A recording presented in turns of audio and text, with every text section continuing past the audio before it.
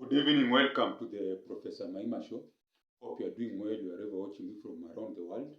So please subscribe, share and like this video. So here Kenya has this issue of unemployment. I talked about it in my other video. And then there's also the issue of inflation, where things are so expensive. Young people are finding it hard to survive. Like there's a place I went, I saw many young men and women just sitting around, and these are graduates. These are skilled people and skilled people, because you have not really invested in skills training in this country. So there are different people, school dropouts. I always talk of these categories: educated, skilled, and skilled, school dropouts. Because finishing school education is expensive. We have the CBC, according to this password curriculum, just pure nonsense. So today I want to talk about Kenyan $1 billion beef farming. I repeat again, Kenyan $1 billion beef farming. You know, cattle are a big commodity here in Kenya, more so among the pastoralist communities. They keep a lot of cattle. Also, people in other areas. But I was doing some research. You know me, I like researching. I'm an academician. I'm not like the advisors to the president, who majority don't know anything. And the president, if he's listening to me, sir, please fire those Harvard-trained idiots. They're going to sink this country with useless advice. So now, I did some research and I found out, you know, Brazil is one of the biggest beef farmers, beef exporter in the world. There are many other countries like America, you name it. So Brazil, beef exporter. So you know, USA wants to move to, they say green. So they even trying to, if Kamala Harris wins the presidency, she's saying she's going to ban beef. I don't know what people will eat. They'll only eat chicken, maybe vegetables, just madness. So Brazil has 234.4 million heads of cattle as per the year 2019. And then on top of that, they export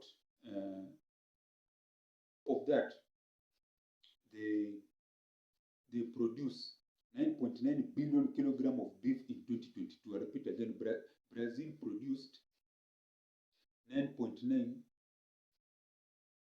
billion kilograms of beef.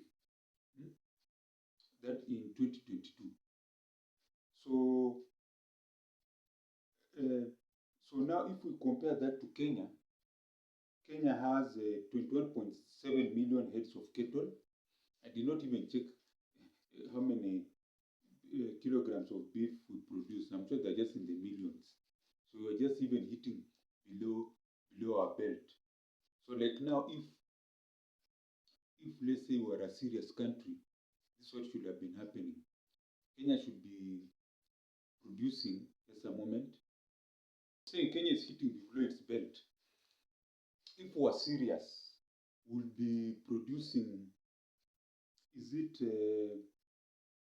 60 million heads of cattle. Kenya should be producing 60 million heads of cattle if we are really serious. Because first of all, if you go to Maasai land, that's the community that keeps cattle. They have a lot of land, but they move around with their cattle, so the cattle don't really produce quickly. You know, you're moving around with the cattle, they get diseases, they go to worn out, they even die because of the exhaustion. They cannot do serious breeding, so that we have many cattle. So I was thinking to myself, what if the government talked to this community that do cattle keeping, tell them, let's do ranching, build big ranching, keep your cattle in one place, will provide proper security, because those areas there are a lot of cattle wrestling. We produce security with the military, where they use drones. We're in the 21st century. You don't need police security working all over the place. You can have a place of 10,000 acres with cattle moving around with the drones, checking with the helicopters. If they hear cattle Torres as a railway, they send the helicopter just to scare them. And if they don't comply, then their little action is used. So that will keep where they know they're being watched by drones. Don't go there. So now, if Kenya was to put those ranches, I'm advising the president because that his advisors, they are idiots. So if we're to put big ranches, let's say in Masai Land,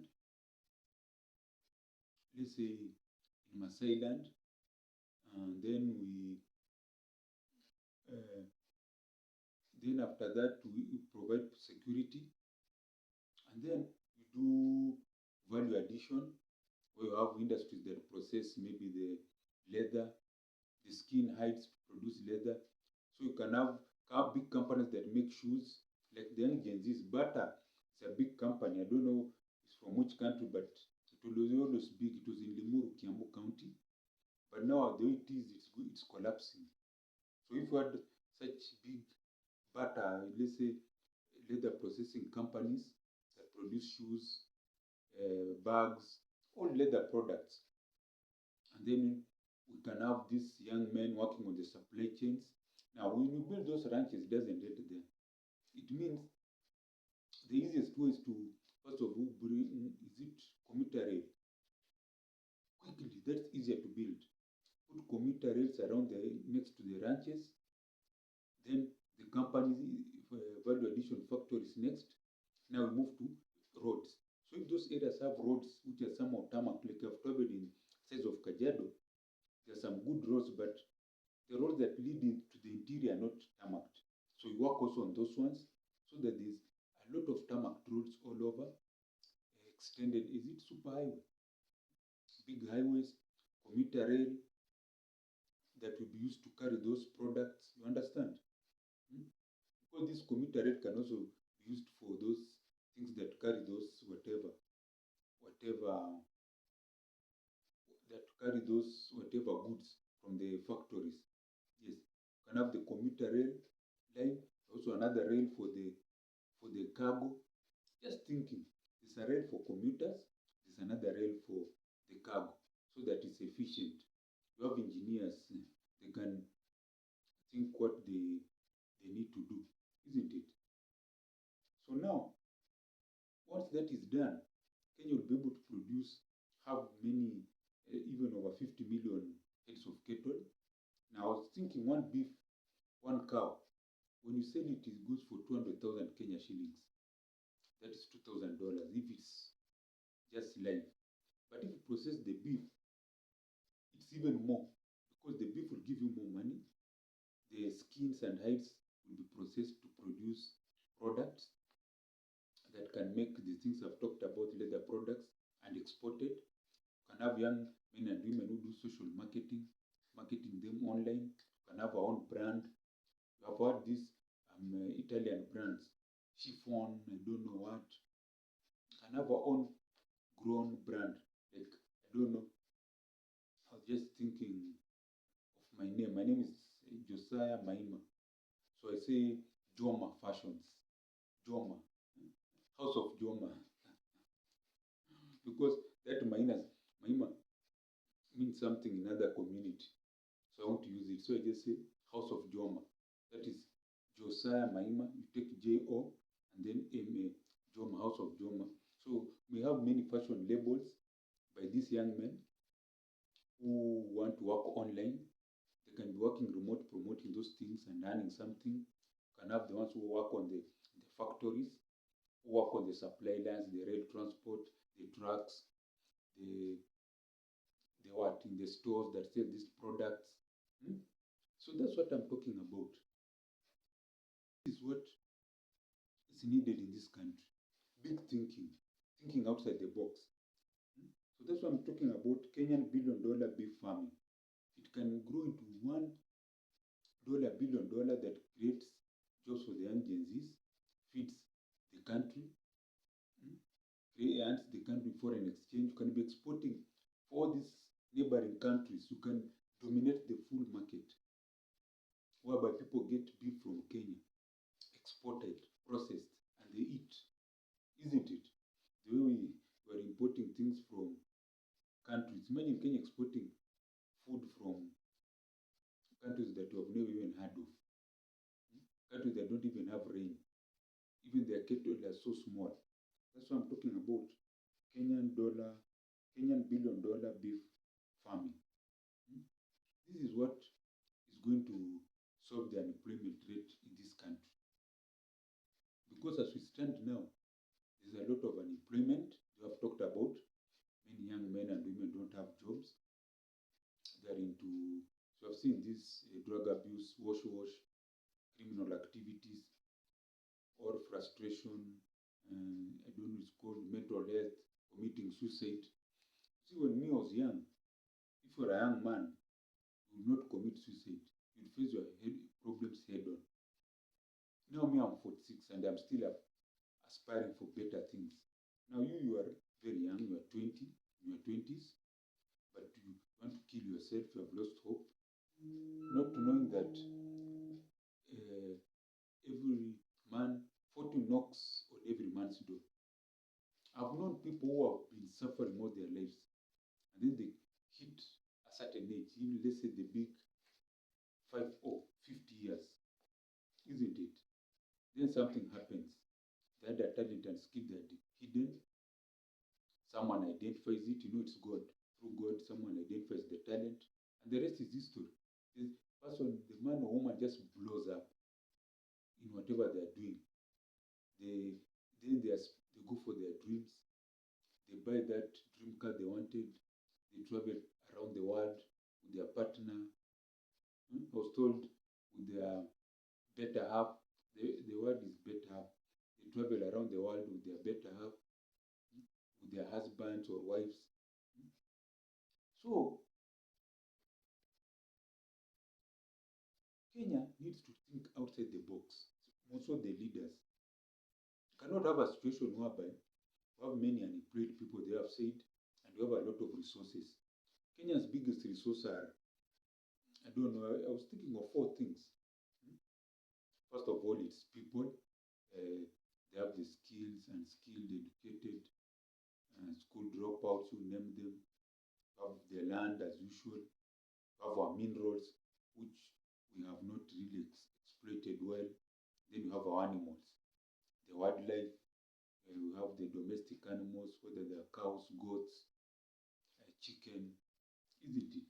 So this is what will create money for Kenyan economy, create jobs. So imagine Kenya sells all those beefs around the world, locally and internationally. We export $1 billion. We can be earning billions of Kenya shillings. Like Brazil, you have said, it exports 9.9 billion kilograms of beef. That means it earns $1 billion, both from exports. That's the revenue they create. So if Kenya is able to earn, from my estimate, even 200 billion Kenya shillings per year from beef, that's revenue. Before even you have counted the other byproducts, let's say the leather processing, what. That money can give free education, free medical care, pay our civil servants, police, teachers, lecturers, doctors very well, ensure that the country has good infrastructure. And that's just one sector. We're talking about beef, the beef industry, Kenyan billion-dollar beef farming. We have not gone into other areas, crops, skills, sports, tourism, minerals. I'm telling you. No, when you are a beggar, you always have that beggar mentality. You can't grow. If you are a beggar, if you give us someone who has begging mentality, poverty mentality, because the word is poverty mentality, you give him 200 million Kenya shillings, he will tell you, I want to go and buy a chip shop so that I can be eating chips every day. You see, that's what you'll think. Or go and buy a whole granary of maize, so that, because to him, he just wants to be secure, to fill his stomach. That is what's called poverty mentality. But a person with no poverty mentality, you give him 200 million Kenya shillings, the first thing he'll go and buy a palatial home in a good area, first of all, he lives well. Buy himself a good car for him and his wife.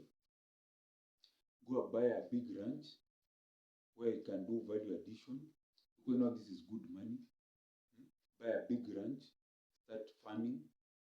Use the other money maybe to start a commercial, buy land for rental apartments, is a rent collector, and the remaining money, travel the world. What have I said? A palatial home, number one. Number two, buy a ranch for himself and his family. Also buy cars, do rental apartments, and live large. Isn't it? Live large. So that's why I'm talking about the Kenyan billion-dollar beef farming.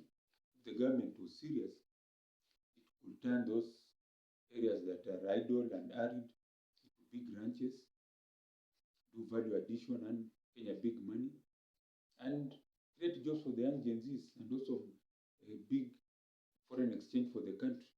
So this is the Professor Maima Show. I want to pray for you who's watching me, that you have a long life, all your dreams become reality, and you become rich and prosperous, not only you, your children, grandchildren, and all your generations.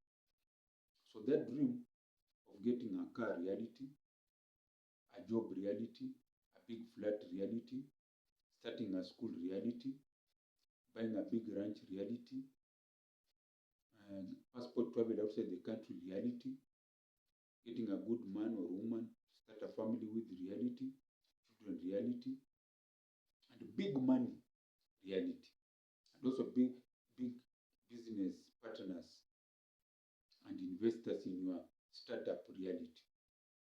Pray for myself, get big money for my technological university, provide jobs for these young Gen Zs, to train future entrepreneurs for Africa so that we go to the next level, create a product that can be used here in Africa and worldwide, and earn big money for myself, Professor Maima, and the Kenyan government.